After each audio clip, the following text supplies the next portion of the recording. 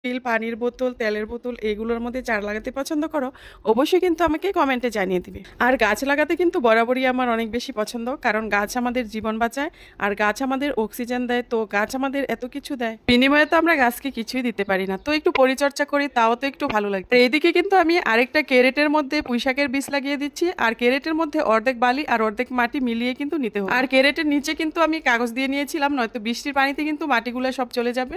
রঙ্গন ফুলের চারাটা কিন্তু খুব সুন্দর লাগছে, 3টা ফুল ফুটেছে, অসাধারণ সুন্দর দেখা যাচ্ছে। আরেকটা হচ্ছে এটা হাইব্রিড করমচা চারা, আর এই করমচাটা কিন্তু সবুজ হবে না, এটার কালারটা একদম লাল টুকটুকে পরির মতো হবে।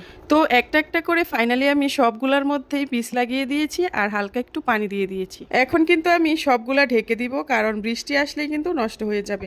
আর এদিকে দেখো, আগে যে মিষ্টি কুমড়ার বীজ লাগিয়েছিলাম এটাতে কিন্তু একটা চারাও হয়ে গেছে। তো আর এটা হচ্ছে পোলাও গাছ, আর আমাদের আঞ্চলিক ভাষায় এটাকে পোলা পাতা বলা হয়। আর এখন দেখো আমার শখের লাউ বাগান